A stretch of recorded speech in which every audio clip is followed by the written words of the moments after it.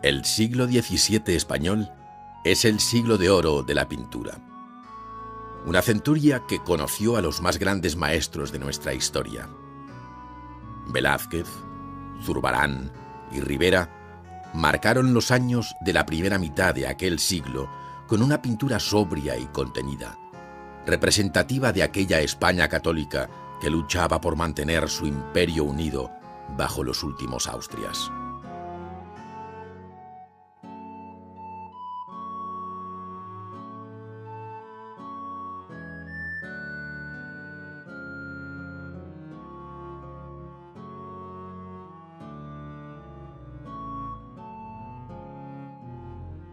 En cambio, en los años finales de la centuria, la pintura, en manos de Murillo, Carreño o Claudio Coello, estalló en una explosión de color y de formas ampulosas para arropar quizá a esa otra España que ya había perdido hasta la esperanza de mantener la dinastía reinante, con un rey como Carlos II el Hechizado, estéril y enfermizo.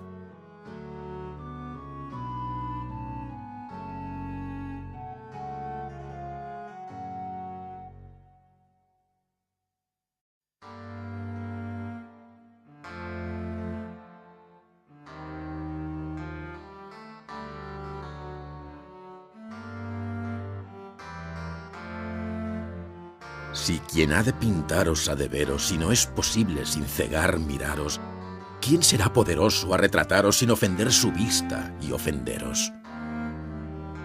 En nieve y rosas quise floreceros, mas fuera honrar las rosas y agraviaros. 2 luceros por ojos quise daros, mas ¿cuándo lo soñaron los luceros? Conocí el imposible en el bosquejo, mas vuestro espejo, a vuestra lumbre propia, aseguró el acierto en su reflejo. ¿Podráos él retratar sin luz propia, siendo vos de vos propia en el espejo? Original, pintor, pincel y copia.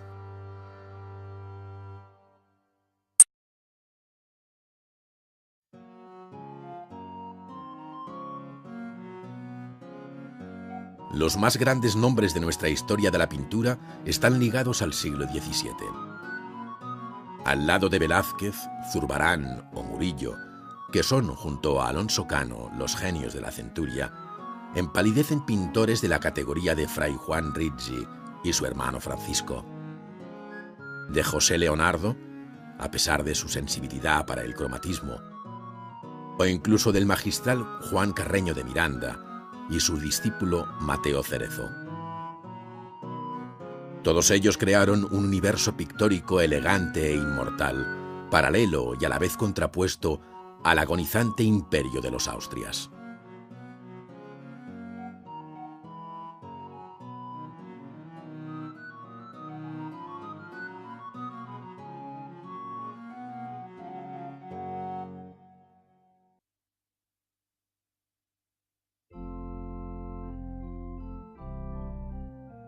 Francisco de Zurbarán nació en Fuente de Cantos, en Extremadura, a principios de noviembre del año de 1598. Hizo su aprendizaje en Sevilla, en el taller de Pedro Díaz de Villanueva, antes de volver de nuevo a su tierra natal. Residió en Llanera primero, en Sevilla después y por último en Madrid, donde moriría en agosto de 1664. Su existencia transcurrió entre su hogar y el claustro de los conventos en los que a veces se recluía para realizar su obra. Hombre sencillo, Zurbarán supo transferir a sus cuadros esa misma sobriedad y verdad de su propia vida. El espectador se siente emocionado y sobrecogido ante su pintura religiosa, que responde plenamente por ello al espíritu de la Contrarreforma. Así lo entendieron también los hombres de Iglesia que acudieron a su taller para realizar los encargos. Mercedarios, dominicos, cartujos, jerónimos y franciscanos, amén de los jesuitas, vieron colgar en los muros de las iglesias de sus monasterios y conventos las escenas sagradas inventadas por Zurbarán. Los largos hábitos encerraban los cuerpos enjutos de los monjes y mostraban al mismo tiempo la maestría de un pintor que alcanzaba la máxima expresividad con los mínimos recursos. Con ese estilo pictórico marcado por la sobriedad y siempre dentro de las propuestas barrocas del claroscuro y el naturalismo, Zurbarán creó una obra personalísima. Así lo muestran los bellísimos bodegones, sumamente cercanos a la sensibilidad del hombre moderno por su simpleza compositiva. Y de hecho, esa natural tendencia a la geometría, con unos volúmenes que se plasman sólidamente en un espacio sugerido, han convertido a Zurbarán en uno de los mayores precursores del arte del siglo XX. Su obra maestra es, sin duda, la decoración de la sacristía del monasterio Jerónimo de Guadalupe, conjunto singular que se conserva intacto y entre el que destaca el lienzo magnífico del padre Illescas.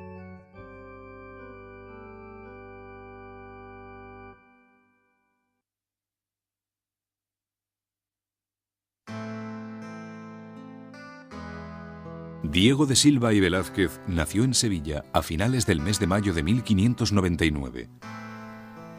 A los 12 años entró en el taller del pintor Francisco Pacheco, en el que aprendió el arte de la pintura durante 5 años. Antes de cumplir los 18, casó con la hija de su maestro, Juana Pacheco, a quien utilizaría como modelo en su cuadro de la Adoración en 1619, así como a la primera hija de ambos, Francisca. Protegido por el conde duque de Olivares, se introdujo pronto en la corte de Madrid al servicio del joven rey Felipe IV, con quien acabaría uniéndole una sincera y entrañable amistad hasta su muerte, acaecida en Madrid el 6 de agosto de 1660, a los 65 años de edad. Su estilo pictórico fue evolucionando paulatinamente desde el claroscuro y el naturalismo caravaggesco de los primeros años, en los que se muestra la tenacidad para conseguir la corrección en el dibujo y en la composición, hasta el espectacular dominio de ambos en los años finales. Tradicionalmente se distinguen 3 etapas, tomando como límite o cesura las fechas de sus 2 viajes a Italia, realizados en 1629 y 1649 respectivamente. La primera etapa de su carrera es la que se denomina sevillana, que supone los cuadros realizados en Sevilla y los que pintó a su llegada a la corte de Madrid. Se caracteriza por los fondos de claroscuro, por las gamas cálidas, por el dibujo excesivamente duro y por el cuidado de las calidades. En la segunda etapa, tras su viaje a Italia y hasta 1649, se percibe mayor luminosidad en su paleta, ya desde los primeros cuadros. Poco a poco, los azules, rosados y violetas dulcifican el fondo de sus paisajes. A esta etapa pertenece la decoración del Salón de Reinos, para el que realizó los retratos ecuestres de la familia real, y el gran lienzo de la Rendición de Breda, conocido popularmente como Las Lanzas. En la tercera y última etapa, que comprende los 15 años que van desde la vuelta del segundo viaje a Italia hasta su muerte, ven la luz sus 2 obras maestras, Las Meninas y Las Hilanderas. Amén de un nutrido número de retratos, especialmente infantiles, de los hijos habidos en el segundo matrimonio del rey. En todos ellos, la factura es suelta y los perfiles se desdibujan para engañar la retina del espectador y convertir en real el espacio fingido de los cuadros. Es lo que hemos dado en llamar la perspectiva aérea.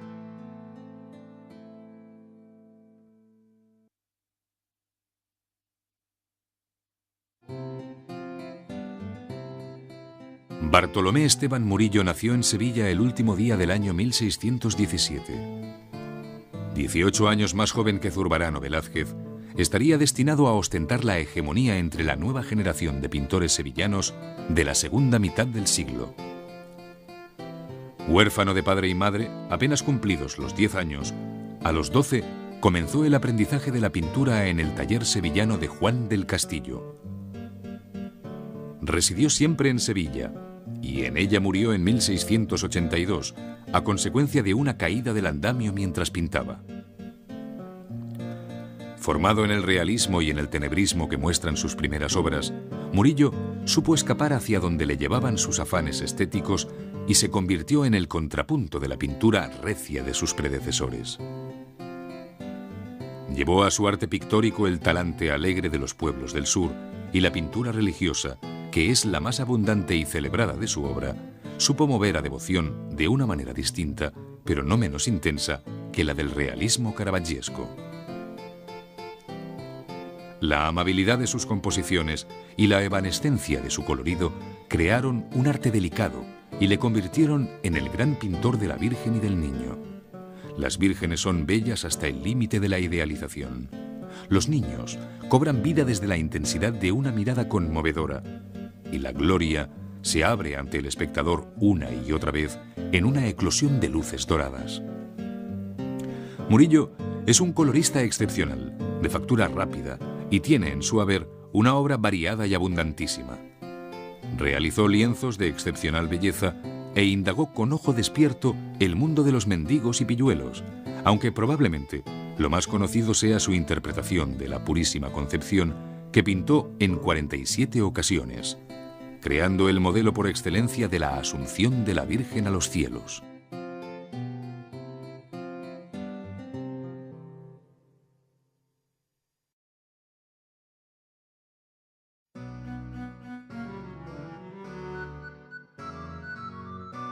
En la primera mitad del siglo XVII, la pintura española se gestó en tres importantes centros, Sevilla, Madrid y Valencia, que practicaron el realismo y el tenebrismo. Unas veces a consecuencia de un conocimiento temprano de Caravaggio, otras como herencia de los experimentos tenebristas iniciados por los pintores decoradores de El Escorial. En la segunda mitad del siglo, sin embargo, a excepción de Valencia, que declinó hasta llegar a desaparecer, las escuelas de Sevilla y Madrid se acercaron a una pintura más colorista y luminosa que declaraba la influencia innegable de Rubens y Van Dyck.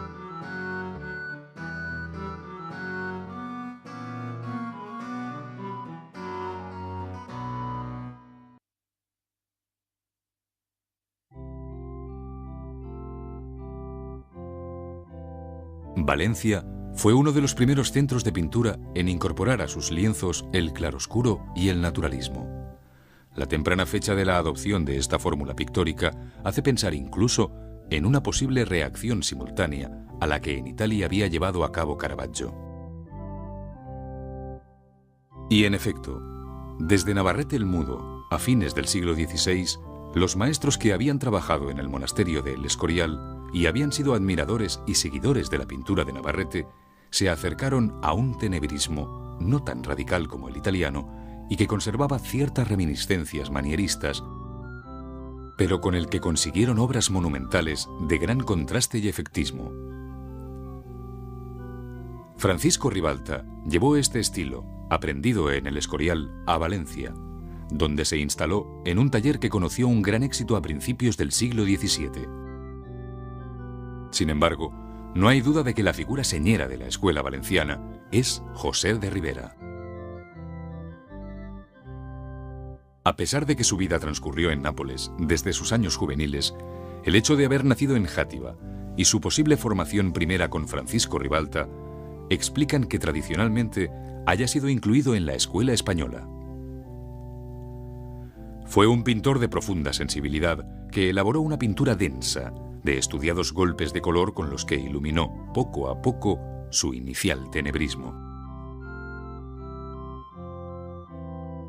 Fue, por excelencia, el pintor de santos mártires y penitentes, dando lugar a complejas composiciones en diagonal que fueron conocidas e imitadas por los pintores de todo el mundo, gracias a la difusión de sus magníficos grabados.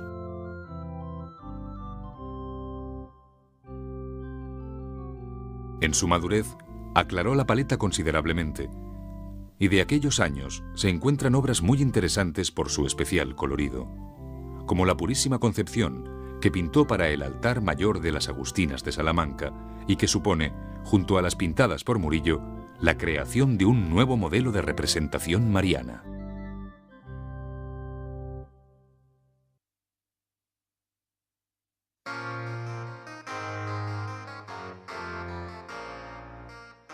Desde comienzos del siglo XVII, en Sevilla funcionaron talleres de pintura muy activos. formados en el último manierismo y en el que tuvieron ocasión de formarse las nuevas generaciones.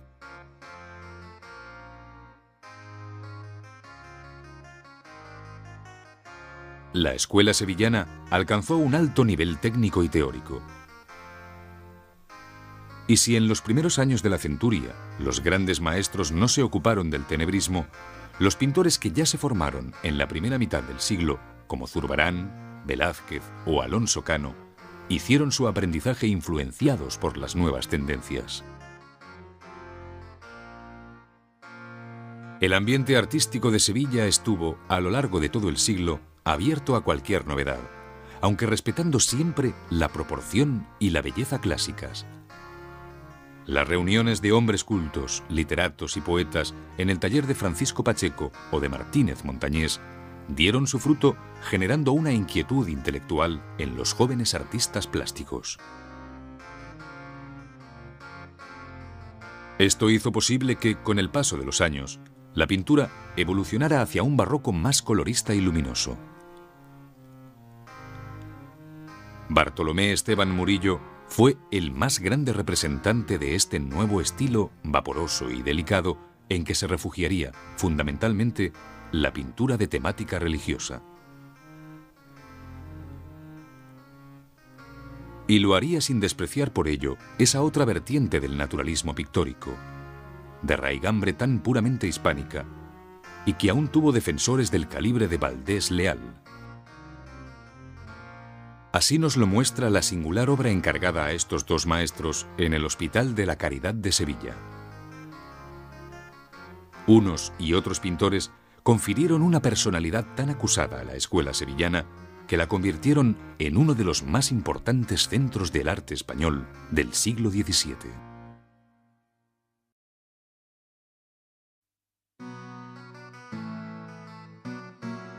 La escuela madrileña se formó a principios del siglo XVII, con los pintores que habían trabajado en la decoración del monasterio de El Escorial.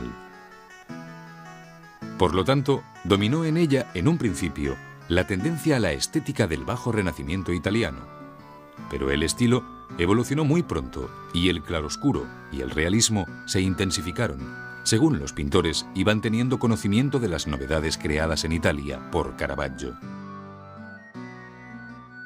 Uno de los primeros pintores que asimiló el realismo y el modelado exhaustivo de las figuras fue Juan Bautista Maino. Aunque su interés por el tenebrismo no fue tanto como para obligarle a renunciar de su vocación de pintor colorista. Creó un estilo híbrido y sumamente atractivo, mezclando las aspiraciones del barroco y las viejas conquistas del manierismo. Tras el paso de Velázquez por la corte y su asimilación, en sus años maduros del colorido veneciano, puede decirse que la escuela tendió hacia una mayor luminosidad, incluso en pintores que no abandonaron nunca el realismo. Así, quienes llevaron en la segunda mitad del siglo el barroquismo pictórico a sus últimas consecuencias fueron maestros como Antonio Pereda, que se recreaba en el preciosismo de la técnica con su magnífico dominio de las calidades, o Herrera el Joven y Antolínez, que exprimieron las posibilidades del decorativismo en sus lienzos. Después, la llegada a la corte de Lucas Jordán, en la última década del siglo, marcó una nueva era en la pintura decorativa, seguida por los pintores cortesanos. Por otra parte, puede decirse que los retratos reales de Carlos II, el sucesor de Felipe IV y último monarca de la dinastía de los Austrias, muestran, en cierta medida, la influencia de Velázquez. Tanto los lienzos realizados por Juan de Carreño Miranda, cuanto los que pintó Claudio Coello.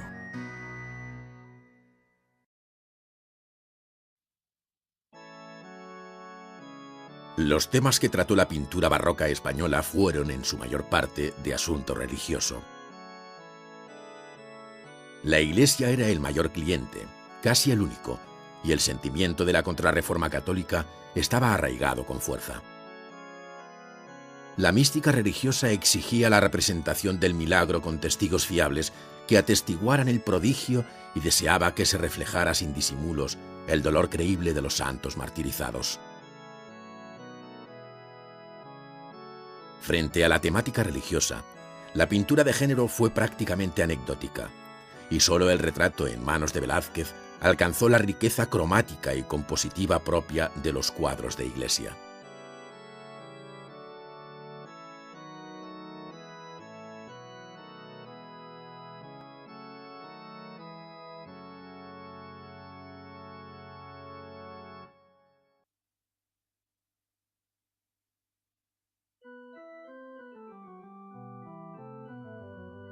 El barroco apuró al límite la expresividad del simbolismo de la muerte en sus representaciones pictóricas.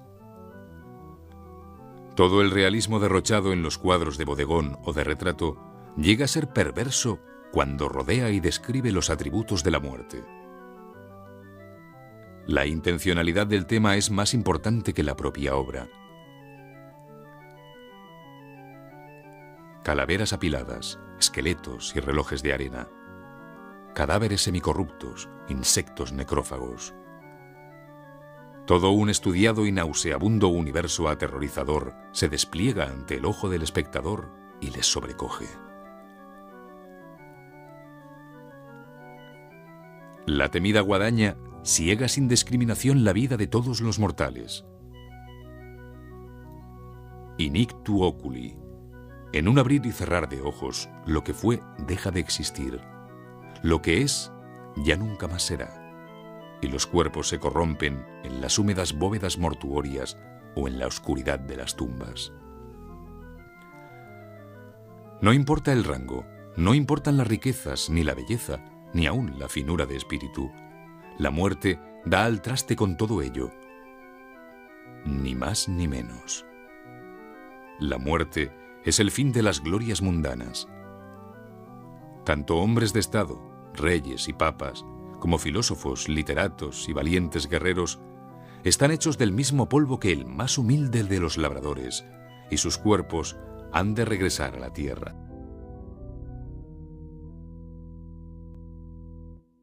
No hay escondrijo posible. La muerte planta su inmenso pie sobre la bola del mundo.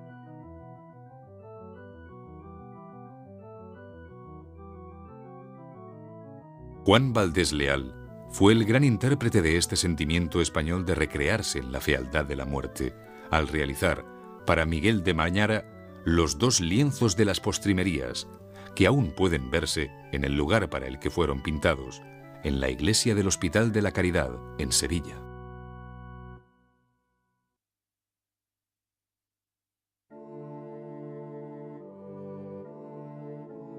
El afán de la pintura barroca española por reflejar la realidad con la mayor fidelidad posible pareció poner en peligro la continuidad de la temática mitológica.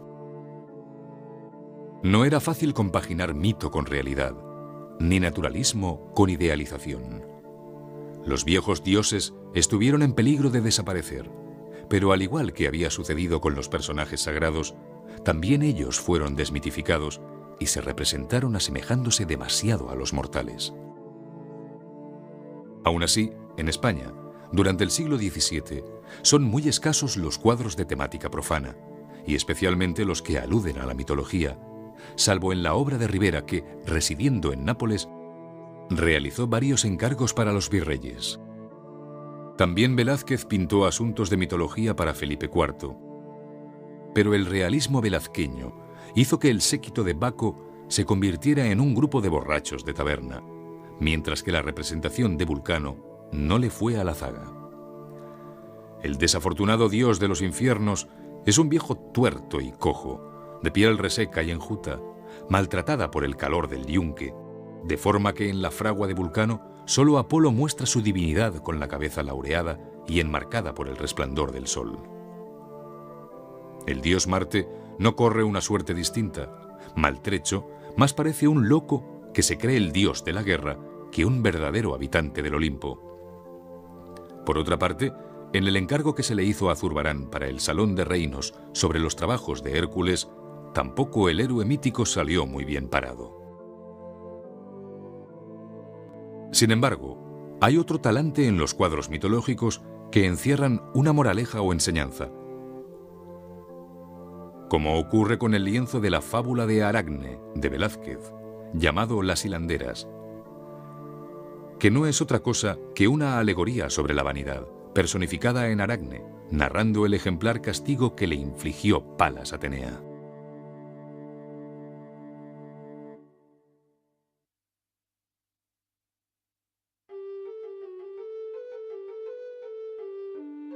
Pícaros y mendigos, chavales que miran al espectador con complicidad o que se entretienen entre ellos, inmersos en su mundo y ajenos a las miradas indiscretas.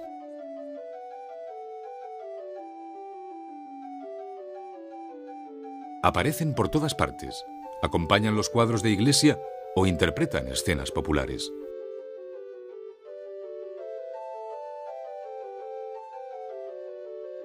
Igual que los otros personajes, pero mirando descaradamente a los ojos del espectador, se muestran en el lienzo los bufones, los niños subnormales, locos y todo tipo de enfermos mentales que usurpan personalidades ajenas.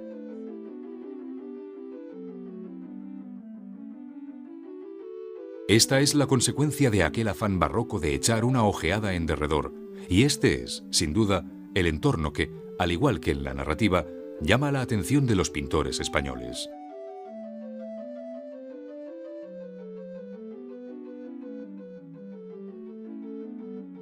El pícaro, el que llega a la corte buscando una manera de sobrevivir. Los niños de la calle son los preferidos porque conocen todos los resortes para seguir subsistiendo y porque, inocentemente, celebran sus deformidades o sus carencias, porque ellas pueden ser su mejor medio de vida.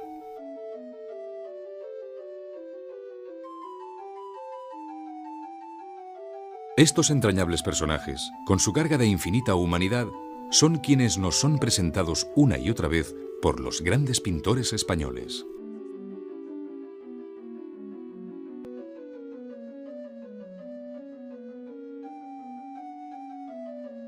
Ribera, Velázquez o Murillo no pudieron sustraerse a la tentación de reflejar aquella España en permanente contradicción.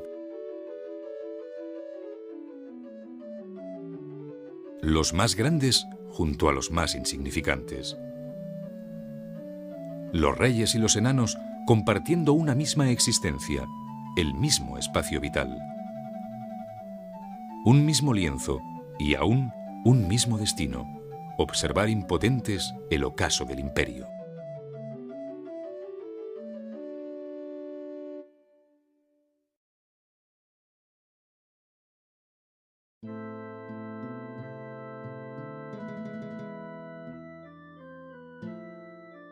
El periodo barroco fue pródigo en obras magistrales, tanto en su primera época, cuanto en los años del barroco pleno de fines del siglo XVII.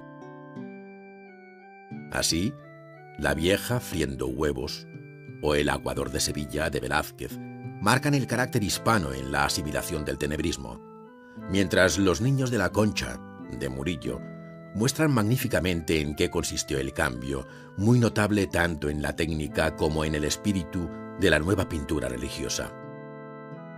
Aunque sin duda, la obra máxima del siglo lo supone el retrato de familia de Felipe IV, conocido como Las Meninas.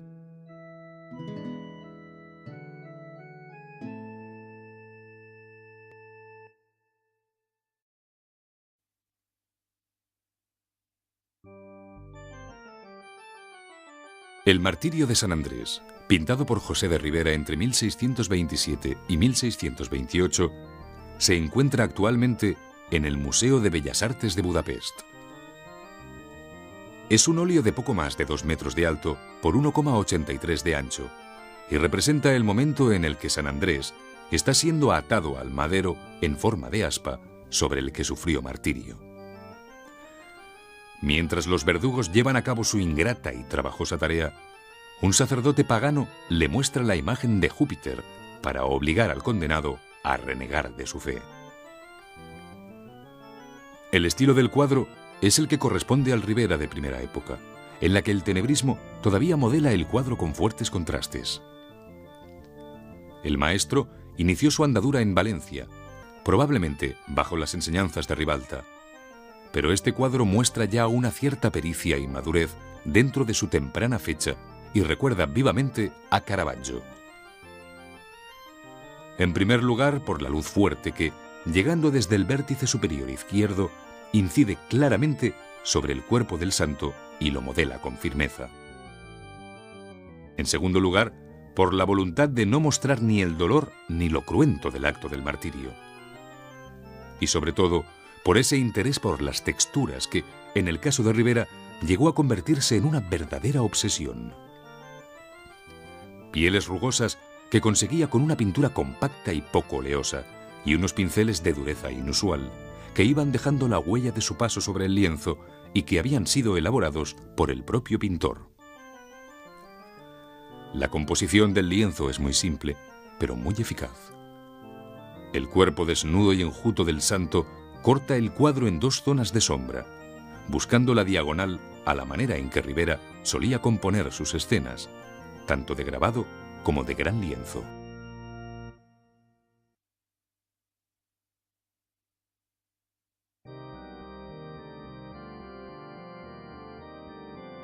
El cuadro que representa a Fray Gonzalo de Illescas fue pintado por Zurbarán en 1639 para la sacristía del monasterio de Guadalupe, en Extremadura. El personaje retratado había sido uno de los más doctos miembros de la Iglesia en la primera mitad del siglo XV, siendo confesor del rey Juan II y obispo de Córdoba. Fue uno de los primeros lienzos terminados para la decoración de la sacristía de este monasterio jerónimo, que le había sido encargada el año anterior por el pintor Fray Diego Montalvo y que no se vio terminada hasta 1647. Zurbarán desea destacar en el personaje su excepcional actividad intelectual por encima de aquella otra virtud de la generosidad, a la que hace también mención narrándola en un segundo plano, recurriendo para ello a la fórmula barroca de encerrar un cuadro dentro de otro cuadro. Zurbarán nos presenta al padre Illescas trabajando. El personaje interrumpe por un momento su labor alzando su pluma mientras presta un instante de atención al espectador. Sobre la mesa los libros, el tintero y las propias notas que está escribiendo nos hablan de su atareado quehacer diario, mientras la presencia de la calavera y el reloj han de recordarle inexorablemente la brevedad de la vida. En el entorno del sobrio estudio monacal en el que el padre Illescas escribe sus notas, el sillón frailero y la mesa tapizada arropan cálidamente el espacio pintado. Un espacio que se cierra con la ayuda del contraluz que recorta el perfil de las dos columnas, entre las que se desarrolla la acción del fondo. Planos y volúmenes simples que sirven de escenario a los minúsculos personajes. De manera tal que la composición del lienzo, tanto en el personaje central cuanto en la escena del fondo, responden al concepto de simplificación y geometría que dominó siempre la obra del maestro.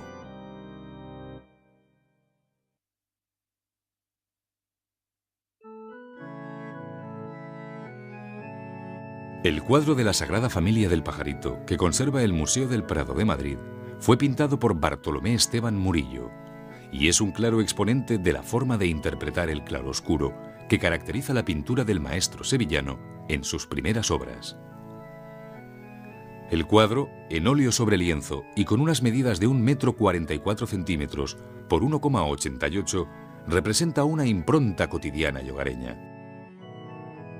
Fiel a sus aprendizajes en la escuela de Sevilla y respetando las normas de la escuela caravaggiesca, presenta la escena dentro de un naturalismo que trae recuerdos de Ribera y de Zurbarán. La Sagrada Familia, sorprendida en su entorno doméstico, parece haber renunciado al carácter carismático de su naturaleza divina. El niño sonríe ante el nervioso perro que desea arrebatarle el pajarillo, confiado en la protección que su padre le ofrece.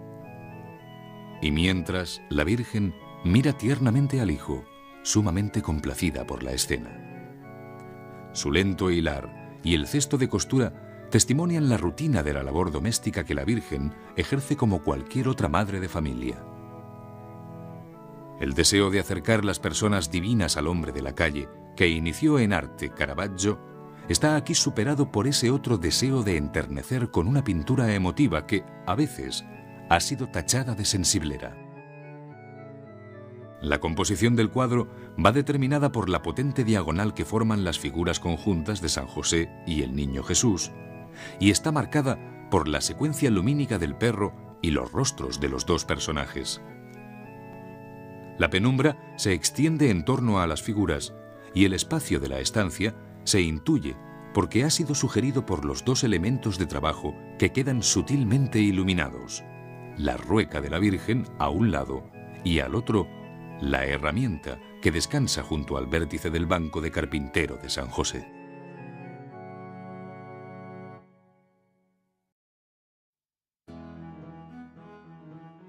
Yo, Juan Gómez de Mora, maestro mayor de Madrid y trazador de las obras reales de Su Majestad el Rey Felipe IV, digo que para hacer la nueva casa del ayuntamiento de esta corte, primeramente se ha de acordelar dicha obra conforme a las plantas alta y baja, que son los 2 cuartos que al presente se pretenden labrar. El primero, el que ha de mirar a la calle de Santa María, en que Su Majestad la Reina Nuestra Señora ha de ver la procesión del Corpus, sirviendo a la parte baja para la sala del ayuntamiento. El segundo cuarto ha de mirar a la plazuela de San Salvador, donde han de ver los señores del concejo y la villa las fiestas y procesiones, y entre año, donde se han de celebrar las juntas particulares que se hacen fuera de la sala del ayuntamiento. Todo esto transcurría en la corte de Felipe IV, en los mismos días en que Velázquez, Zurbarán y Alonso Cano, entre otros maestros, contribuían a formar una nueva escuela pictórica, proporcionando gran número de lienzos al Alcázar, Palacio del Buen Retiro, parroquias e iglesias conventuales del Madrid de los Austrias.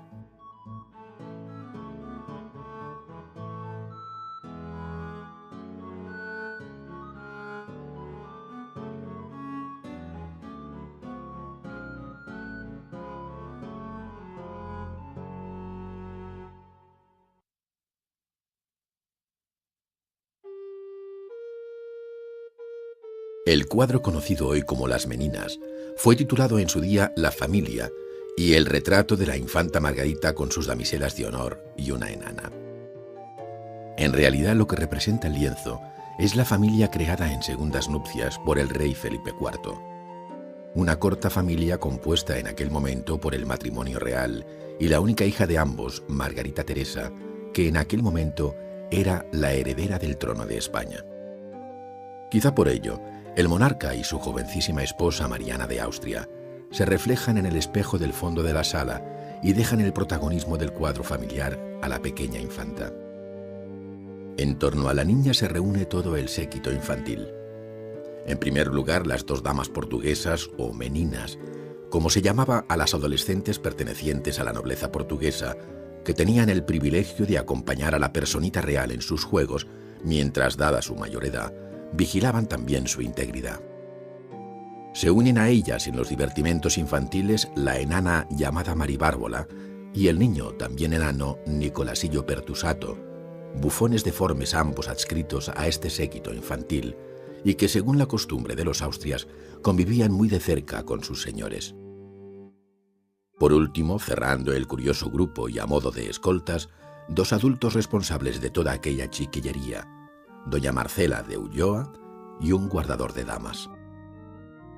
2 personajes más se incorporan aún a la íntima escena familiar: el aposentador de la reina, don José Nieto Velázquez, que abandona la estancia, y el propio pintor.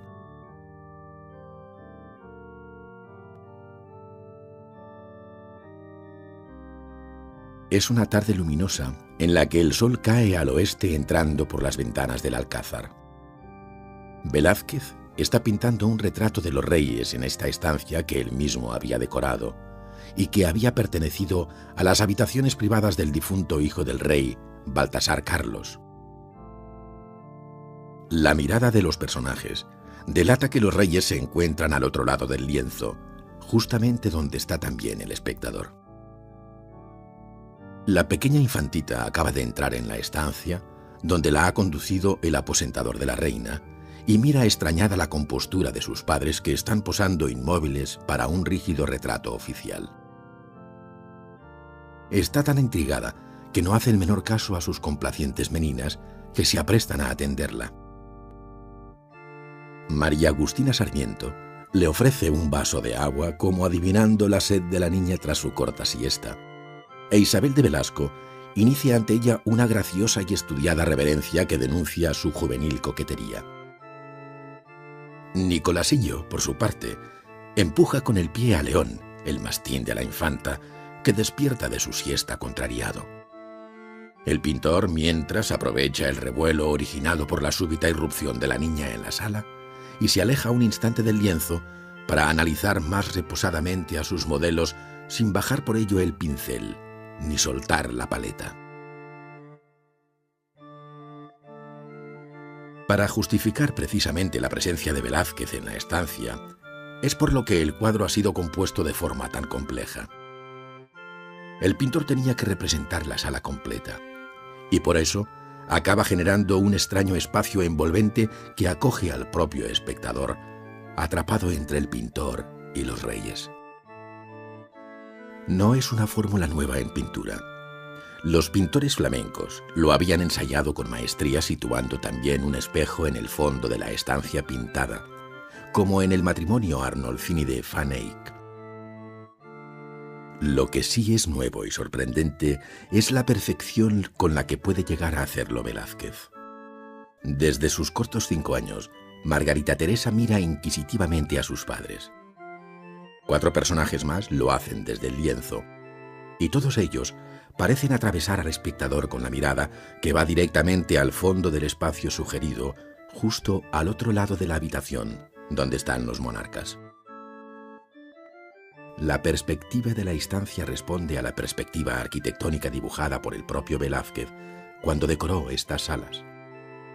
Y se ayuda también para ello con el saliente de las vigas, con la presencia de los lienzos que cuelgan en las paredes laterales y con los adornos de la techumbre. Mientras el primer término queda a su vez marcado por la figura del perro y por la trasera del caballete sobre el que está trabajando Velázquez.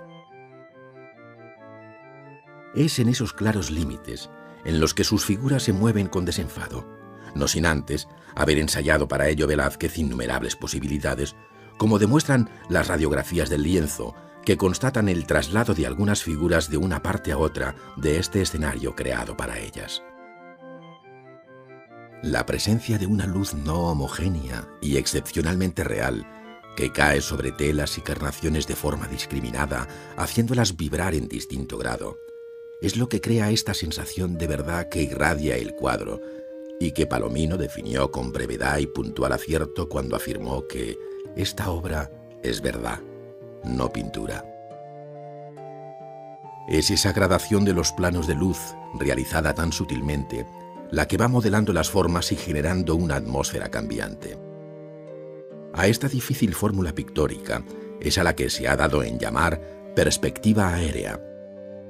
La sabiduría con que la maneja aquí Velázquez convierte a este lienzo en la obra maestra de la pintura europea del siglo XVII y es un compendio de los conocimientos de toda la pintura occidental hasta aquel momento. Un cuadro tan complejo y de tan gran tamaño pudo concluirse con éxito gracias a la experiencia y madurez de Velázquez en aquella época. Lo pintó en el año 1656, cuando contaba 57 años de edad, y pertenece, por lo tanto, a la última etapa de su pintura. El Velázquez de estos años es un pintor colorista, más influido por la pintura de Tiziano y Rafael que por la de Caravaggio, a quien en un principio había seguido tan de cerca. Sus 2 viajes a Italia habían dado como fruto un conocimiento y asimilación de la luz y de la técnica magistral de los venecianos, y por lo tanto se había convertido en un amante de los tonos que iluminan y enriquecen el lienzo. Se aficionó a los azules, los platas o los rosas asalmonados. En este lienzo, la luz deja su rastro plateado sobre las ricas vestiduras de seda de las 3 niñas. Y no solo los tejidos, sino todas las texturas en realidad quedan aquí transformadas por la luz y solo vuelven a su ser en la retina del espectador. Están realizados, pues, en lo que denominamos técnica preimpresionista. fruto de la habilidad extrema del artista y de su conocimiento sobre el comportamiento de los colores. Una técnica que permite que el pintor sugiera las manos de María Agustina, pero no las pinte realmente. O marque con un trazo de pincel el vestido de Margarita Teresa, o que sus flores pintadas no sean tales, ni existan los brocados del vestido que el espectador ve con tanta claridad a una cierta distancia. Y así un largo etcétera que justifica que el cuadro de las Meninas sea no solo una obra maestra del barroco español, sino de toda la historia de la pintura universal. O si se prefiere, puede calificársele como lo hiciera el maestro italiano Lucas Jordan, que observando este lienzo en palacio cuando vino a trabajar al servicio de Carlos II, no dudó en exclamar: «Este cuadro es la teología de la pintura».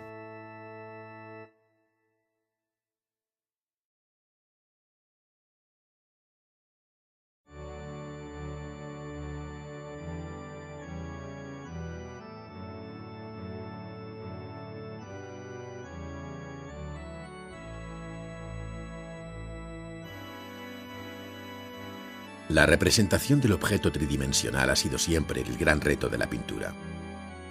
Apariencia y realidad quedan confundidas hasta el punto de identificarse. Cada uno de estos objetos encierra un alma, pues son espejo de su propia identidad. Las calidades de los barros en su diferente cochura, los metales brillando en los estaños pulidos o la luz apagada de los hierros herrumbrosos, todo sufre una transformación en sus texturas según les hiere la luz. Formas y volúmenes vienen a componer en silencio una realidad que llamamos naturaleza muerta, uno de los grandes géneros de la pintura barroca.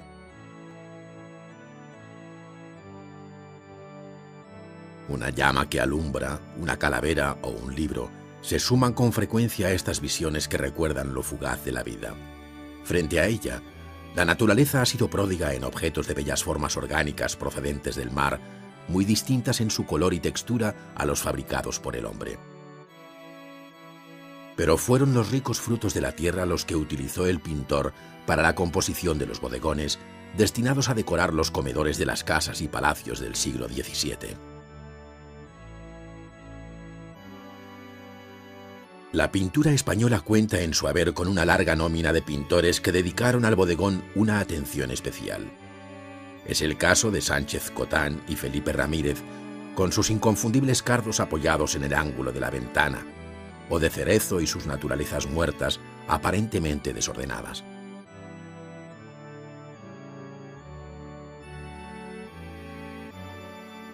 Entre todos ellos sobresalió el genio de Zurbarán, que hizo del bodegón un género de misteriosa simplicidad, que se mueve entre la ascética y la mística. Son bodegones pensados para la contemplación.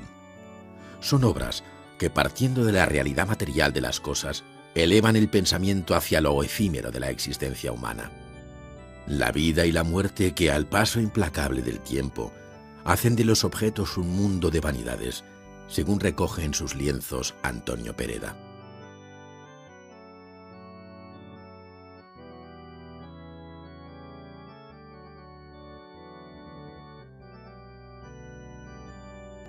La luz es a la pintura lo que el agua a la vida. Solo si hay luz habrá pintura. La luz del día y de la noche, del sol, o la reflejada por la luna, el amanecer, el atardecer, luz natural, luz artificial, luces soñadas, todas transforman la realidad haciéndola a la vez igual y distinta.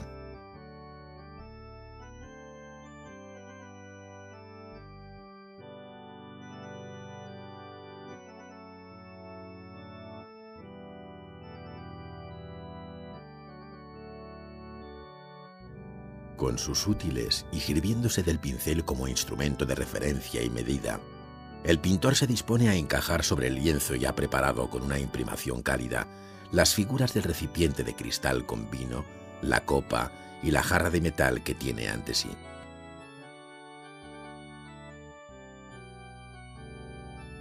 Para ello, marca primero los puntos básicos, algo así como la geometría secreta de la pintura, que se harán más firmes al trazar con la ayuda de la regla de T los ejes de los 3 recipientes.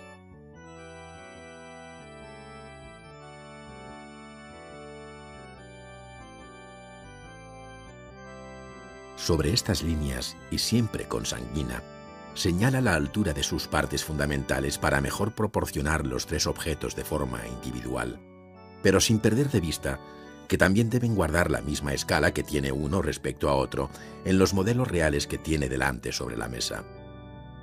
Para ello, es importante establecer la distancia que guardan entre sí. Con unos trazos rápidos, el pintor construye y perfila los rasgos básicos que caracterizan los 3 objetos, cobrando una presencia cada vez más firme y como soporte dibujado del color. La operación culmina con la aparición de la luz que obliga a proyectar las sombras propias de las vasijas.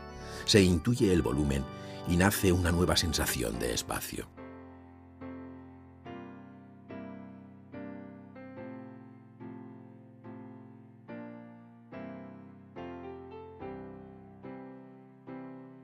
Una vez encajadas las figuras, el maestro aborda cada una de ellas por separado, haciendo avanzar la pintura hasta lo que se llama comúnmente la grisalla, es decir, el sustrato de color, con tonos opacos, que servirá de base a las veladuras, brillos y transparencias en un proceso de pintura por capas en las que se emplean distintos pinceles, finos, gruesos o en abanico, para mejor difuminar el óleo.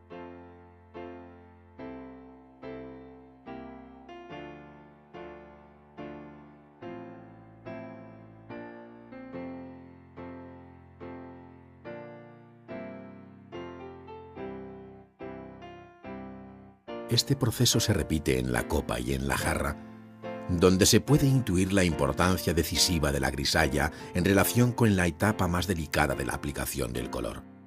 Este exige mayor arte y sutileza, pues es entonces cuando hace su presencia el carácter táctil de los objetos según su naturaleza, la luz, el color propio y el color reflejado, en fin, todo un mundo de matices que no se llevará aquí hasta el final, pues basta la muestra para ver el proceso pictórico seguido por los maestros del siglo XVII.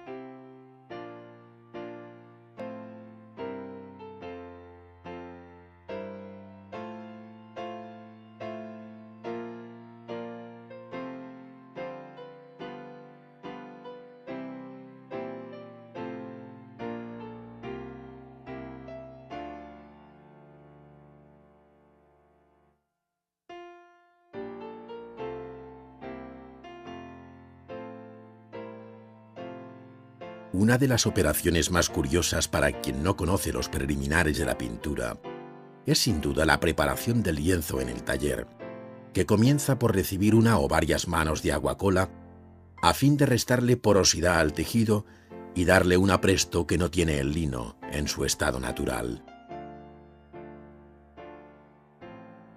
No solo es la superficie del lienzo a pintar, sino que la tela sobre los bordes del bastidor también recibe el mismo tratamiento para dar mayor firmeza al tejido. Finalmente, con la imprimadera, se reparte la cola que deja visibles unas huellas desiguales.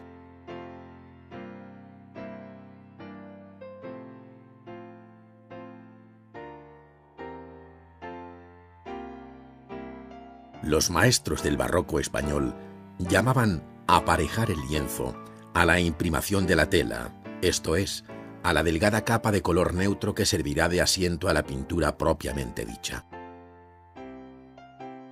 El procedimiento seguido en el siglo XVII y que aquí cabe contemplar, lo describe puntualmente el pintor y tratadista Antonio Palomino. Él era partidario del aparejo a la gacha, esto es, de una mezcla conseguida a base de harina de trigo bien cernida, vertida sobre una determinada cantidad de agua cociendo hasta lograr lo que él llamaba un caldo espeso.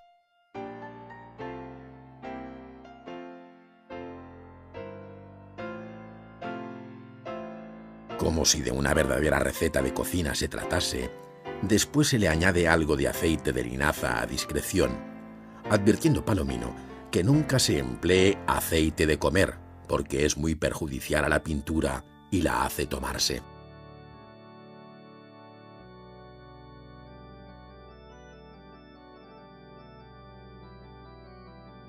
Sin dejar nunca de remover la mezcla, se le agrega finalmente una pequeña cantidad de miel, mezclando con la brocha la masa como aconsejaba el tratadista, hasta que vaya trabando y tomando punto, sin que le queden grullos.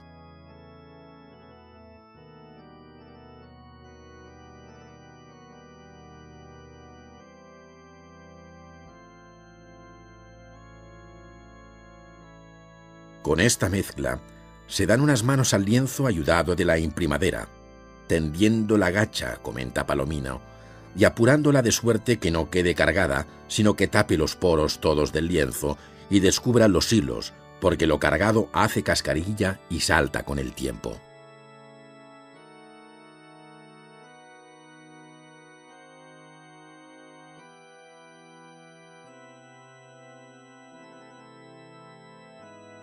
Por último, como fondo general, se da una entonación fría o cálida, según se quiera, y que el pintor ha recogido aquí en sus dos opciones para su comparación.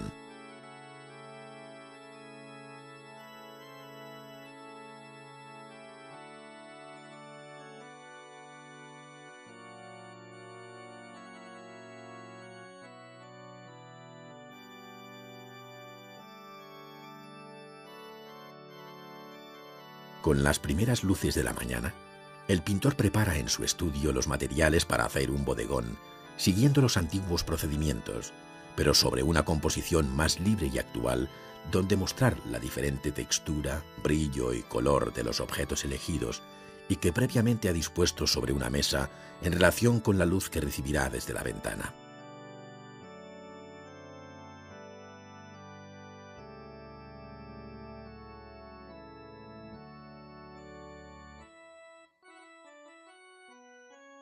Comienza el trabajo dibujando con carboncillo, en lugar de utilizar el pincel y la sanguina como se vio anteriormente. Con el carboncillo encaja y perfila con gran seguridad el recipiente con frutas, los huevos sobre la mesa y la taza con su plato.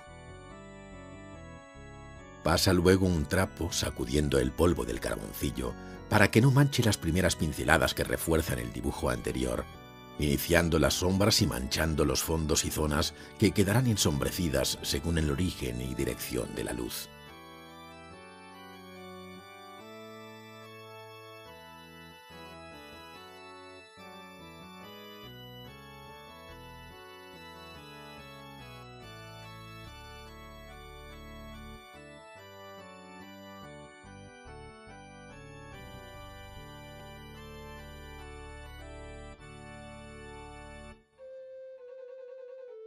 El talento del pintor hará que con breves toques de color, comenzando por una base de amarillo, lo que hasta entonces eran inertes trazos sin contenido, comiencen a cobrar volumen durante el proceso de la grisalla.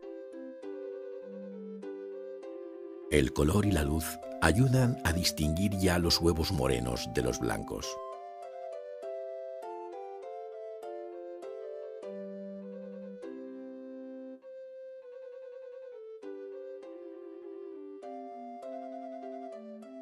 Análogo proceso de materialización y volumen, es decir, de nacimiento a la vida, se repite en la vasija con frutas, donde el maestro va distribuyendo el color local, bien sea el naranja, bien el amarillo de los limones, partiendo de las zonas en sombra y reservando para el final los campos en los que la luz incide con más fuerza. Todo ello representa un ejercicio de construcción que en sus distintas capas recrea los objetos desde la penumbra hacia la luz.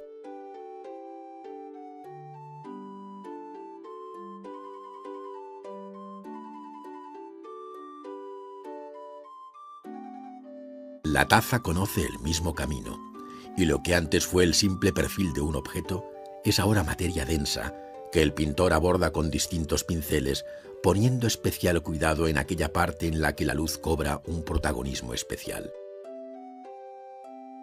De ella depende en gran medida la credibilidad de estos elementos inanimados como objetos reales, cuyo brillo artificial contrasta con el color de los claveles que se van abriendo sobre el plato.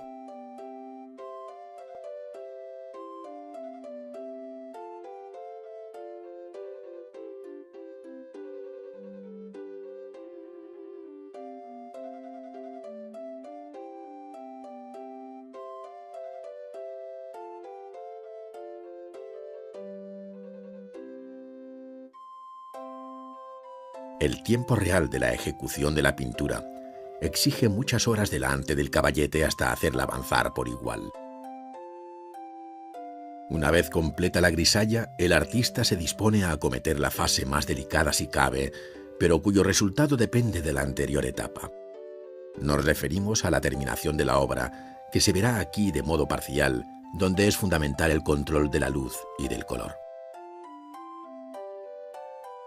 El uso del tiento nos habla de esta mayor delicadeza, y con su ayuda el pintor irá analizando con gran cuidado la continua relación de la luz con el color.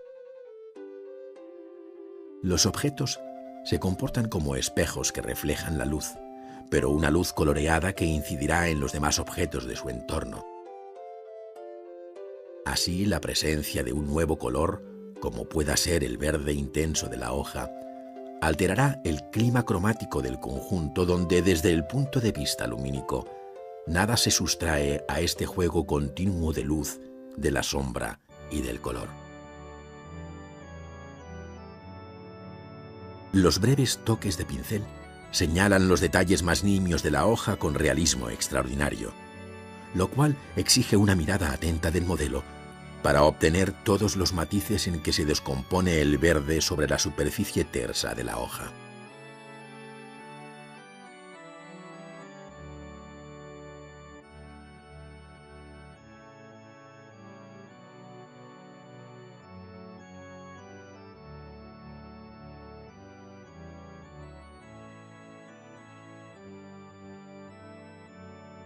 El pintor labra o pica los limones con toques independientes y sin fundir, dejando pequeños grumos de pintura. Entretanto, la parte baja del limón absorbe el color de la naranja, y este, a su vez, se refleja sobre la que tiene enfrente. Este es el juego de la luz. Este es el juego del color. Este es el arte de la pintura.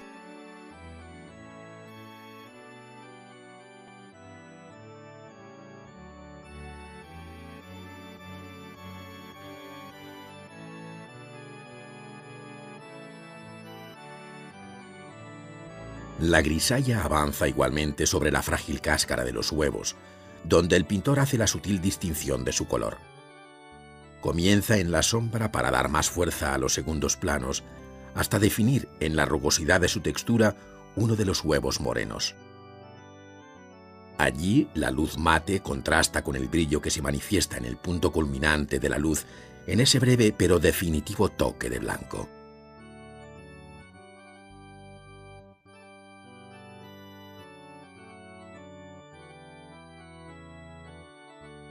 El volumen de la taza se va afirmando cada vez que el pintor la toca. Es como si las manos del alfarero estuvieran en los pinceles del artista.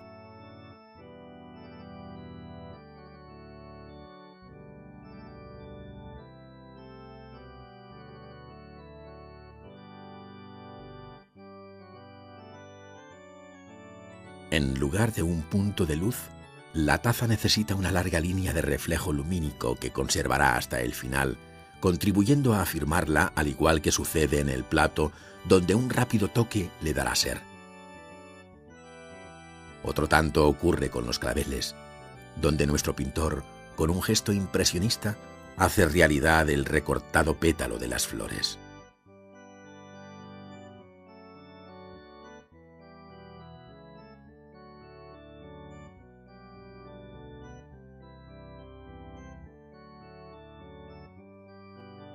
Con el adiós del pintor, los objetos vuelven al silencio inicial, recuperando aquella vida latente que solo el gran artista sabe despertar.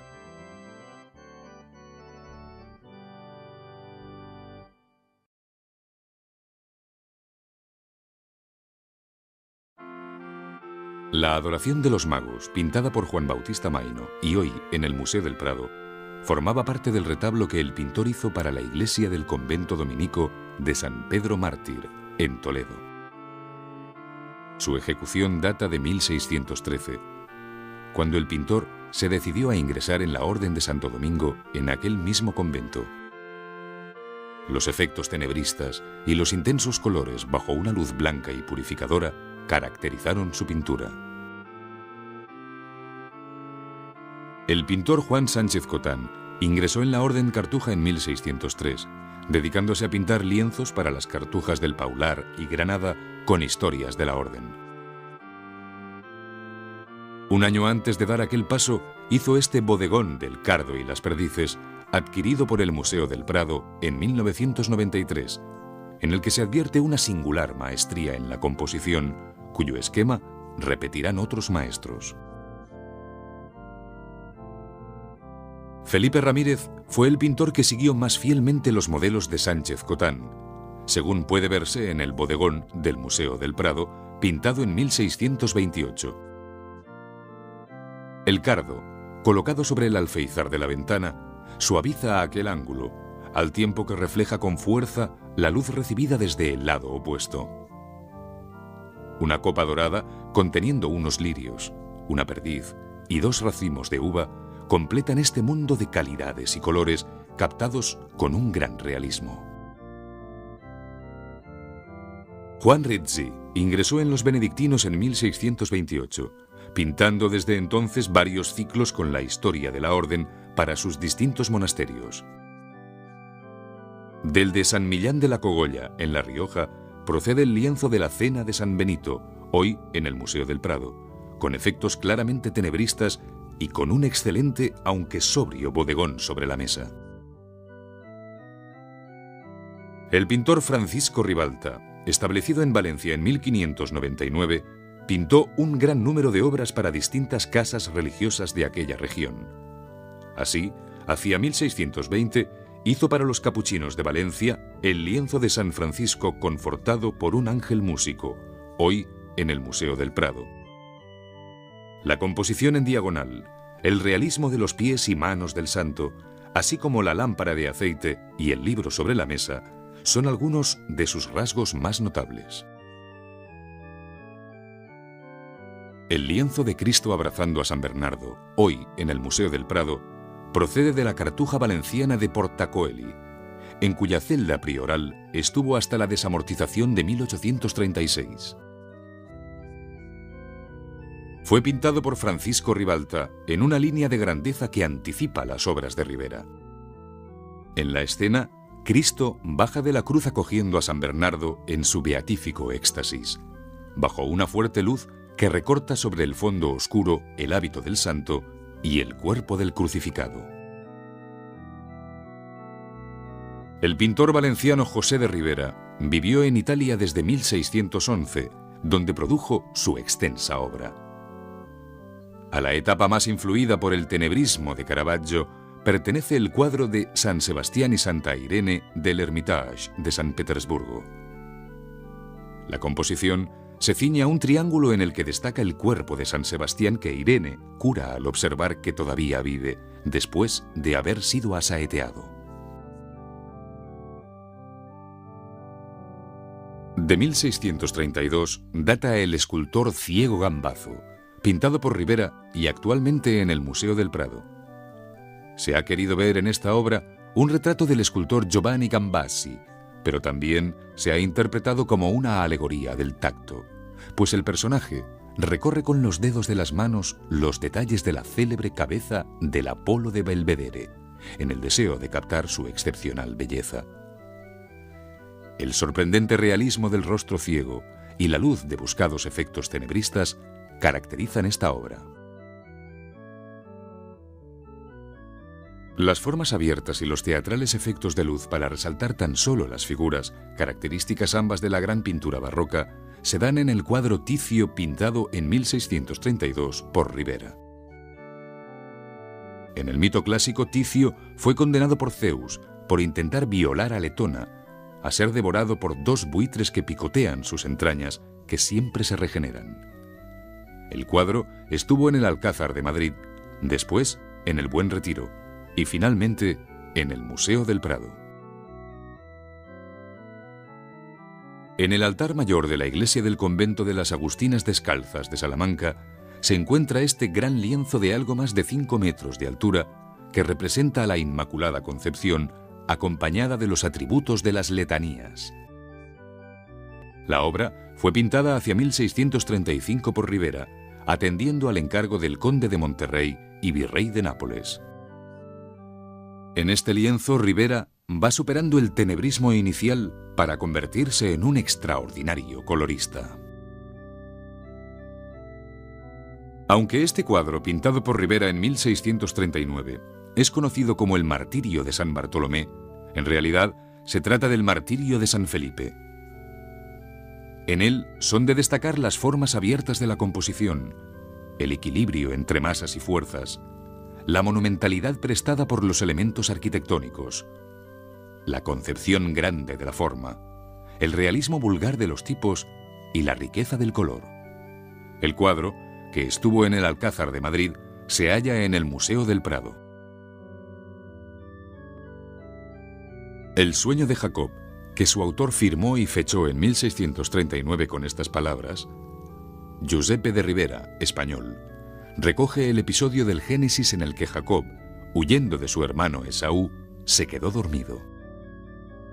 En sueños, escuchó la voz del Señor al tiempo que veía una escala mística de ángeles que el pintor ha interpretado como una nubecilla dorada y ascendente. El abandono de Jacob dormido resulta magistral, siendo muy propio de Ribera el incluir troncos de árboles semisecos y caídos. Obsérvese la belleza del celaje azul del fondo. En el Museo del Louvre se encuentra una de las obras más entrañables de la pintura española del siglo XVII, el Patizambo de Ribera. Se trata de la visión humana y tierna de un desdichado niño que, pese a ser contrahecho, no deja de jugar a los soldados con su bastón, mientras que nos mira entre burlón y sonriente. El chico es además mudo, por lo que nos pide una limosna por el amor de Dios, según se lee en el papel que lleva en la mano izquierda. Pintado en 1642. En 1628, la Merced Calzada de Sevilla encargó a Francisco de Zurbarán una serie de 22 cuadros con la historia de San Pedro Nolasco, fundador de la orden, para colocarlos en el claustro de dicho convento. Actualmente dispersos, el Museo del Prado conserva la visión de San Pedro Nolasco, en la que el santo medita sobre la suerte futura de la orden, al tiempo que se le aparece un ángel señalándole la Jerusalén celeste. Fechado en 1629. Fechado en 1628, pertenece al mismo encargo hecho por los mercedarios descalzos de Sevilla, interpretándose como una muestra o prueba de su arte antes de cerrar el contrato. Representa a San Serapio, que sufrió martirio en África en 1240. El rostro del santo es sobrecogedor por su realismo, debiendo destacarse también la belleza del hábito, en sus pliegues de color. La obra se encuentra en Estados Unidos, en el Wadsworth Atheneum de Hartford. La apoteosis de Santo Tomás de Aquino fue encargada en 1631 a Zurbarán por el Colegio Dominico de Santo Tomás de Sevilla, encontrándose actualmente la obra en el Museo de Bellas Artes de esta misma ciudad. La obra está inspirada en grabados del siglo XVI, desdoblando la composición en dos niveles distintos. Arriba aparece el doctor Angélico, acompañado por los 4 padres de la Iglesia, mientras que abajo se arrodillan el emperador Carlos V y Fray Diego de Deza, a un lado y otro de la bula fundacional del colegio. En 1639 pintó Zurbarán el lienzo de la Adoración de los Magos, hoy en el Museo de Pintura de Grenoble, que en su origen formaba parte del retablo mayor de la Cartuja de la Defensión en Jerez de la Frontera. La composición revela cierto arcaísmo y simplicidad, ampliamente compensados por la belleza del color de las telas, cuyas calidades y tonos revelan una sensibilidad exquisita.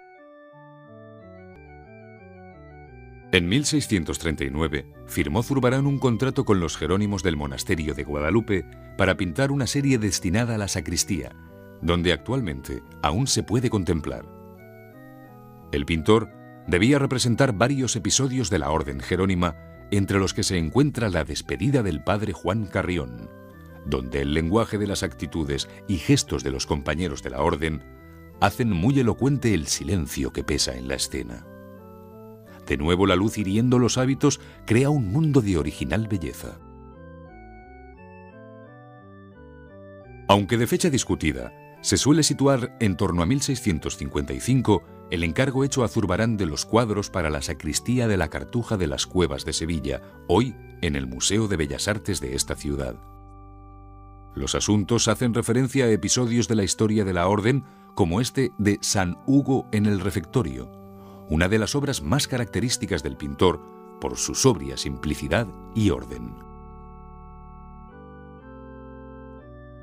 Zurbarán trató en varias ocasiones el tema de la Inmaculada Concepción, de la que esta del Museo del Prado, pintada entre 1630 y 1635, es la primera y una de las versiones más conocidas.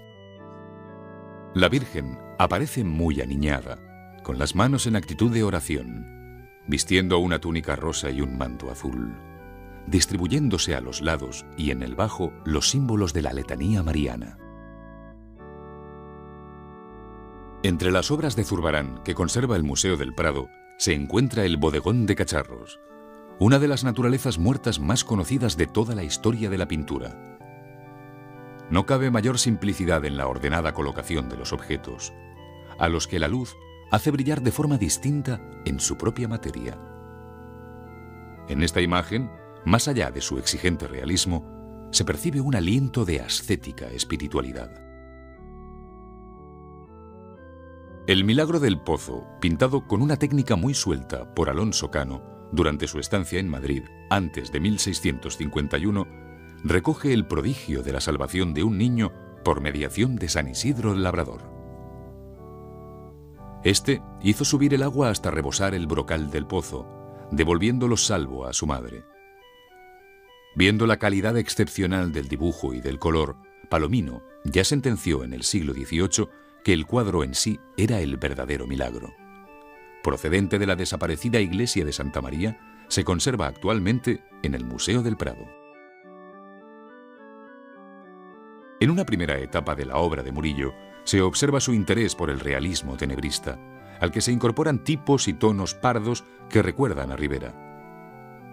A este momento pertenece la Adoración de los Pastores, pintada entre 1650 y 1655, que se conserva en el Museo del Prado.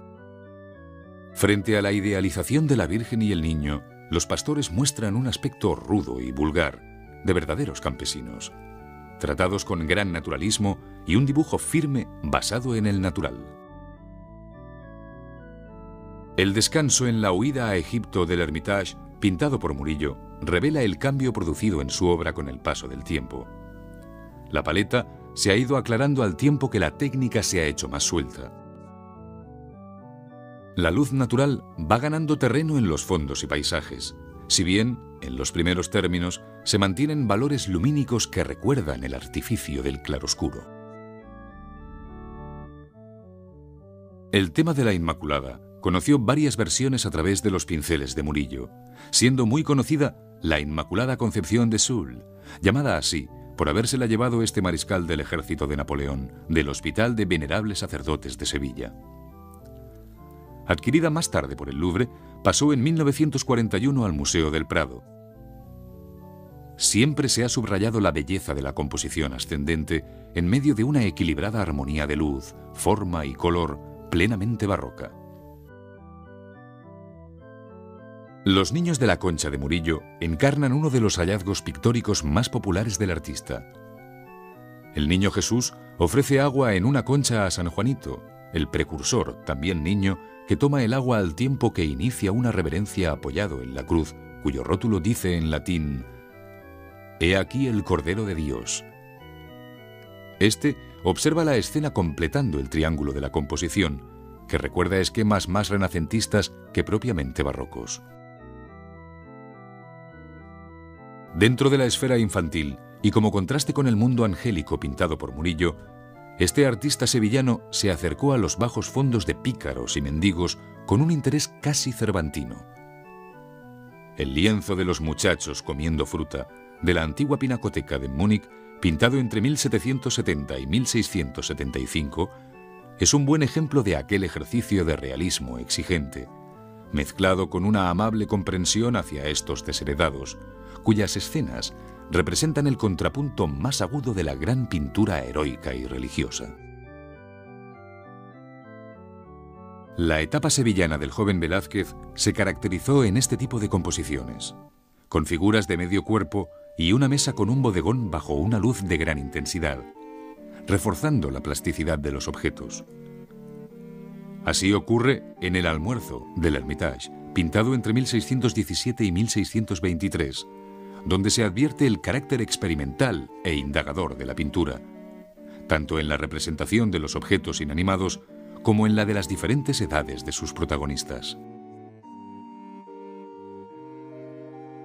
Fechada en 1619, La adoración de los Reyes Magos de Velázquez es una de las primeras composiciones de carácter religioso del pintor, si bien se ha querido ver en ella un completo retrato de familia.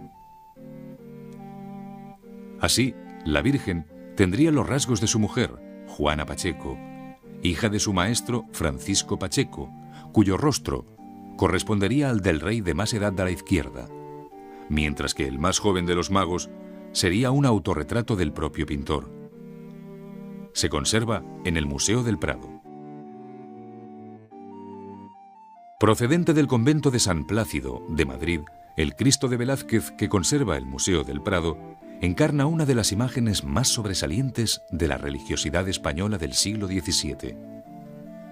Aquí se aúna la belleza idealizada del cuerpo muerto de Cristo con el respeto hacia un rostro que apenas llegamos a ver, y la disposición aprendida en su suegro y maestro, Pacheco, clavando 2 clavos, uno en cada pie, para no descomponer la figura que así no pierde el equilibrio ni la verticalidad, todo en una serena visión religiosa. Pintado hacia 1632. Velázquez retrató en varias ocasiones a don Gaspar de Guzmán, conde duque de Olivares, quien, como valido de Felipe IV, posibilitó la presencia del pintor en la corte para retratar al rey. El busto del Museo del Hermitage, hecho muy probablemente del natural para un posterior retrato de cuerpo entero, se debió pintar hacia 1638, cuando comenzaba a declinar la estrella política del conde duque, según se advierte en su dolida mirada. En 1623, Velázquez fue nombrado pintor del rey con un salario de 20 ducados mensuales, haciendo aquel año varios retratos de Felipe IV, de los que este que se conserva en el Museo del Prado fue uno de los primeros. El propio pintor retocó la obra en 1628, cambiando la posición de la pierna izquierda que, sin embargo, el tiempo ha hecho aparecer de nuevo. Se trata de una de las modificaciones o arrepentimientos que, en un deseo de perfección, se hallan con frecuencia en la obra de este genial artista.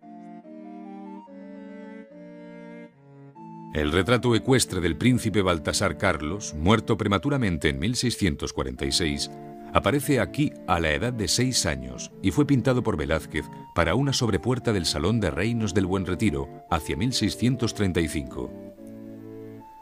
Esto explica el punto de vista forzadamente bajo y determinadas descompensaciones de escala, pensadas para que la imagen final, vista desde abajo, cobrara una apariencia proporcionada. El rostro del príncipe, el color y técnica con que están pintadas las telas y el paisaje son de una calidad excepcional. Actualmente en el Museo del Prado. El mundo de los bufones, indispensables en la vida de la corte, atrajo de modo especial a Velázquez, quien los pintó dotándoles de una dignidad alejada de cualquier consideración grotesca, aunque sin esconder sus taras físicas. El bufón Don Sebastián de Morra, del Museo del Prado, pintado hacia 1645, vino de Flandes para entrar al servicio del príncipe Baltasar Carlos. El cuadro del Triunfo de Baco, más conocido como Los Borrachos, es una de las primeras composiciones en las que Velázquez aborda asuntos complejos, tanto por el tema tratado como por el número de elementos que la integran. El pago de la obra se hizo en 1629, al poco tiempo de pintarla, y en ella se acusan efectos tenebristas, propios de su etapa juvenil, y al tiempo un nuevo interés por el desnudo. Resulta magistral el grupo de cabezas de los bebedores. La fragua de Vulcano, hoy en el Prado, la pintó Velázquez en 1630, durante su primer viaje a Roma. Aquí Apolo descubre a Vulcano el adulterio de su esposa Venus con Marte, el dios de la guerra, para quien precisamente la fragua está forjando su armadura. Esto hace suspender el trabajo, creándose una atmósfera tensa y sorprendida que Velázquez resuelve de modo extraordinario en un ambiente de matizadas luces. La influencia clásica es evidente en el bello modelado de la anatomía de los compañeros de Vulcano. El Salón de Reinos del Palacio del Buen Retiro en Madrid, además de los retratos reales, reunía una colección de cuadros de historia en los que se reflejaban distintos episodios bélicos favorables a la monarquía española. Entre ellos, la rendición de Breda, más conocido como el cuadro de las lanzas, pintado por Velázquez en 1634. Ambrosio de Spínola, al servicio de España, recibe las llaves de la ciudad de Breda de manos de Justino de Nassau, siendo de destacar el gesto cortés del vencedor que no desea humillar al vencido. Relacionada con la segunda estancia de Velázquez en Italia, entre 1649 y 1655 se encuentran algunas de las obras más conocidas del pintor, como es la Venus del Espejo, hoy en la Galería Nacional de Londres. La obra tiene un interés excepcional tanto por el tema del desnudo femenino, infrecuente en la pintura barroca española, como por el modo magistral de tratarlo, en su color y sensual modelado. En el espejo se refleja, de modo abocetado, el rostro de la mujer, debiendo destacar el papel jugado por el color en la atmósfera lumínica que envuelve el cuerpo de Venus.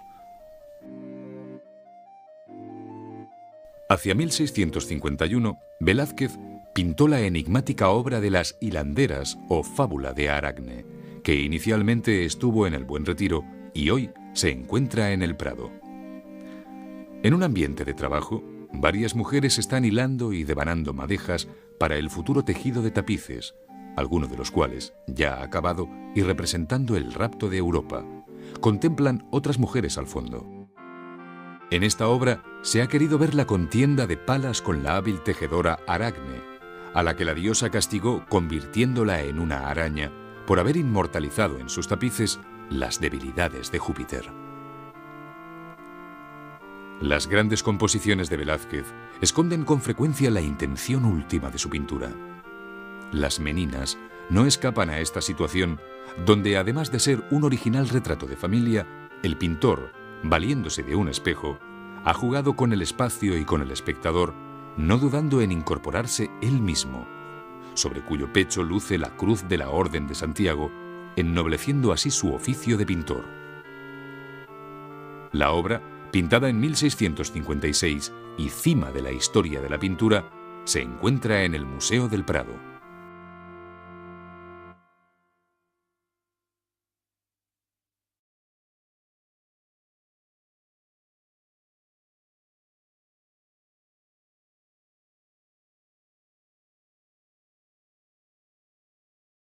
Una y otra vez en una eclosión de luces doradas.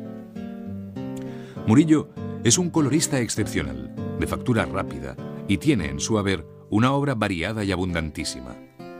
Realizó lienzos de excepcional belleza e indagó con ojo despierto el mundo de los mendigos y pilluelos, aunque probablemente lo más conocido sea su interpretación de la Purísima Concepción, que pintó en 47 ocasiones, creando el modelo por excelencia de la Asunción de la Virgen a los cielos.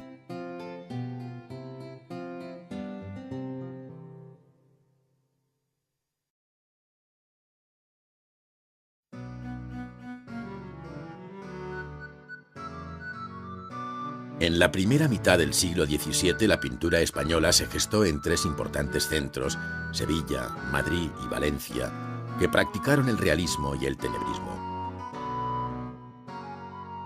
Unas veces a consecuencia de un conocimiento temprano de Caravaggio, otras como herencia de los experimentos tenebristas iniciados por los pintores decoradores de El Escorial.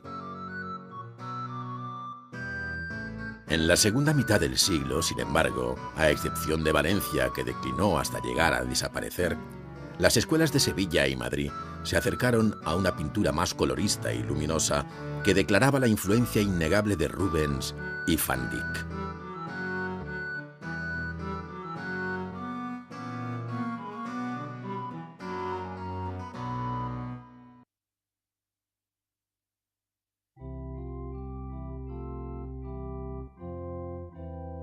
Valencia fue uno de los primeros centros de pintura en incorporar a sus lienzos el claroscuro y el naturalismo. La temprana fecha de la adopción de esta fórmula pictórica hace pensar incluso en una posible reacción simultánea a la que en Italia había llevado a cabo Caravaggio. Y en efecto, desde Navarrete el Mudo, a fines del siglo XVI, los maestros que habían trabajado en el monasterio de El Escorial y habían sido admiradores y seguidores de la pintura de Navarrete, se acercaron a un tenebrismo no tan radical como el italiano y que conservaba ciertas reminiscencias manieristas, pero con el que consiguieron obras monumentales de gran contraste y efectismo. Francisco Ribalta llevó este estilo, aprendido en El Escorial, a Valencia, donde se instaló en un taller que conoció un gran éxito, que son, junto a Alonso Cano, los genios de la centuria, empalidecen pintores de la categoría de Fray Juan Rizzi y su hermano Francisco. De José Leonardo, a pesar de su sensibilidad para el cromatismo, o incluso del magistral Juan Carreño de Miranda y su discípulo Mateo Cerezo. Todos ellos crearon un universo pictórico elegante e inmortal, paralelo y a la vez contrapuesto al agonizante imperio de los Austrias.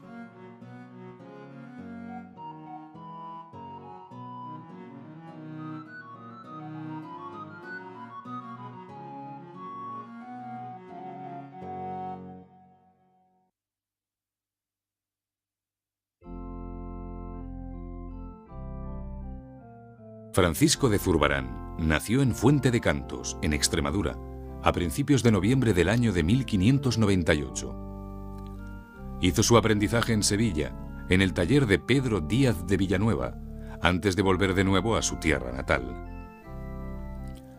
Residió en Llanera primero, en Sevilla después y por último en Madrid, donde moriría en agosto de 1664. Su existencia transcurrió entre su hogar y el claustro de los conventos en los que a veces se recluía para realizar su obra. Hombre sencillo, Zurbarán supo transferir a sus cuadros esa misma sobriedad y verdad de su propia vida. El espectador se siente emocionado y sobrecogido ante su pintura religiosa, que responde plenamente por ello al espíritu de la Contrarreforma. Así lo entendieron también los hombres de Iglesia que acudieron a su taller para realizar los encargos. Mercedarios, dominicos, cartujos, jerónimos y franciscanos, amén de los jesuitas, vieron colgar en los muros de las iglesias de sus monasterios y conventos las escenas sagradas inventadas por Zurbarán. Los largos hábitos encerraban los cuerpos enjutos de los monjes y mostraban al mismo tiempo la maestría de un pintor que alcanzaba la máxima expresividad con los mínimos recursos. Con ese estilo pictórico marcado por la sobriedad y siempre dentro de las propuestas barrocas del claroscuro y el naturalismo, Zurbarán creó una obra personalísima. Así lo muestran los bellísimos bodegones, sumamente cercanos a la sensibilidad del hombre moderno por su simpleza compositiva. Y de hecho, esa natural tendencia a la geometría, con unos volúmenes que se plasman sólidamente en un espacio sugerido, han convertido a Zurbarán en uno de los mayores precursores del arte del siglo XX. Su obra maestra es, sin duda, la decoración de la sacristía del monasterio Jerónimo de Guadalupe, conjunto singular que se conserva intacto y entre el que destaca el lienzo magnífico del padre Illescas.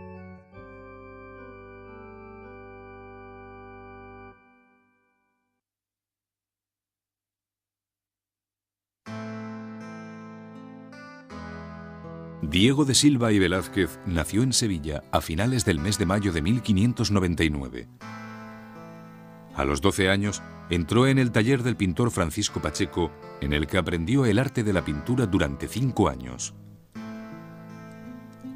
Antes de cumplir los 18, casó con la hija de su maestro, Juana Pacheco, a quien utilizaría como modelo en su cuadro de la Adoración en 1619, así como a la primera hija de ambos, Francisca.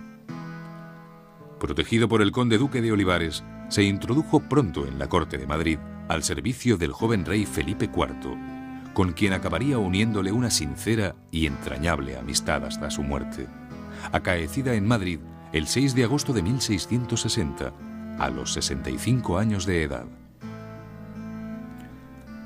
Su estilo pictórico fue evolucionando paulatinamente desde el claroscuro y el naturalismo caravaggesco de los primeros años, en los que se muestra la tenacidad para conseguir la corrección en el dibujo y en la composición, hasta el espectacular dominio de ambos en los años finales. Tradicionalmente se distinguen 3 etapas, tomando como límite o cesura las fechas de sus 2 viajes a Italia, realizados en 1629 y 1649 respectivamente. La primera etapa de su carrera es la que se denomina sevillana, que supone los cuadros realizados en Sevilla y los que pintó a su llegada a la corte de Madrid. Se caracteriza por los fondos de claroscuro, por las gamas cálidas, por el dibujo excesivamente duro y por el cuidado de las calidades. En la segunda etapa, tras su viaje a Italia y hasta 1649, se percibe mayor luminosidad en su paleta, ya desde los primeros cuadros.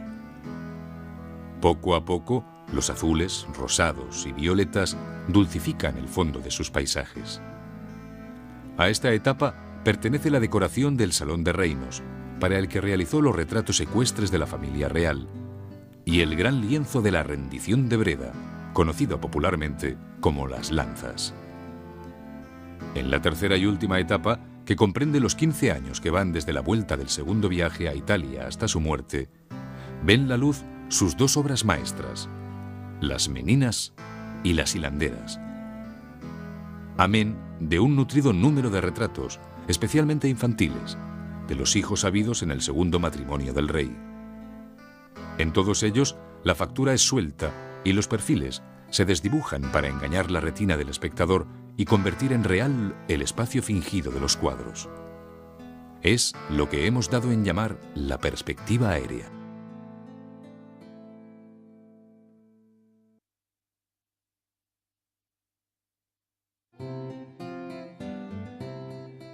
Bartolomé Esteban Murillo nació en Sevilla el último día del año 1617. 18 años más joven que Zurbarán o Velázquez, estaría destinado a ostentar la hegemonía entre la nueva generación de pintores sevillanos de la segunda mitad del siglo. Huérfano de padre y madre, apenas cumplidos los 10 años, a los 12 comenzó el aprendizaje de la pintura en el taller sevillano de Juan del Castillo. Residió siempre en Sevilla, y en ella murió en 1682, a consecuencia de una caída del andamio mientras pintaba. Formado en el realismo y en el tenebrismo que muestran sus primeras obras, Murillo supo escapar hacia donde le llevaban sus afanes estéticos y se convirtió en el contrapunto de la pintura recia de sus predecesores. Llevó a su arte pictórico el talante alegre de los pueblos del sur y la pintura religiosa, que es la más abundante y celebrada de su obra, supo mover a devoción de una manera distinta, pero no menos intensa, que la del realismo caravaggesco. La amabilidad de sus composiciones y la evanescencia de su colorido crearon un arte delicado y le convirtieron en el gran pintor de la Virgen y del Niño. Las vírgenes son bellas hasta el límite de la idealización. Los niños cobran vida desde la intensidad de una mirada conmovedora, y la gloria se abre ante el espectador.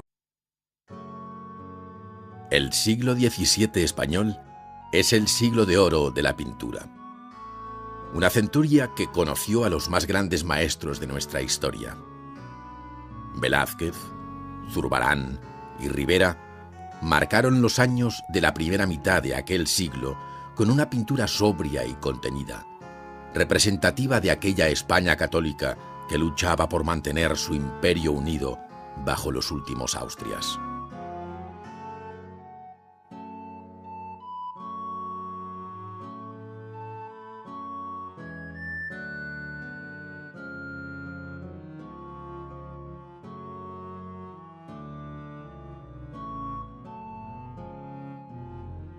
En cambio, en los años finales de la centuria, la pintura, en manos de Murillo, Carreño o Claudio Coello, estalló en una explosión de color y de formas ampulosas para arropar quizá a esa otra España que ya había perdido hasta la esperanza de mantener la dinastía reinante, con un rey como Carlos II el Hechizado, estéril y enfermizo.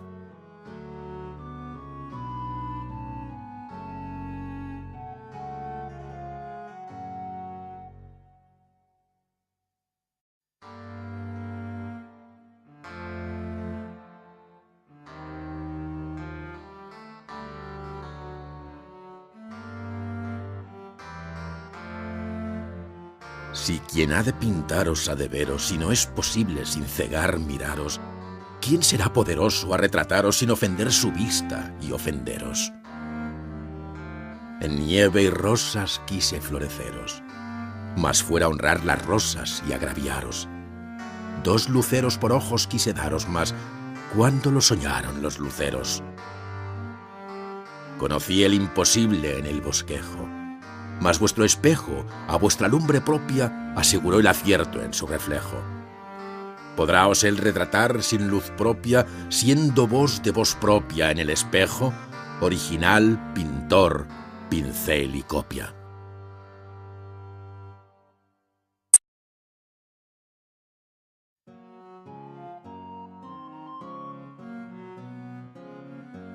Los más grandes nombres de nuestra historia de la pintura están ligados al siglo XVII. Al lado de Velázquez, Zurbarán o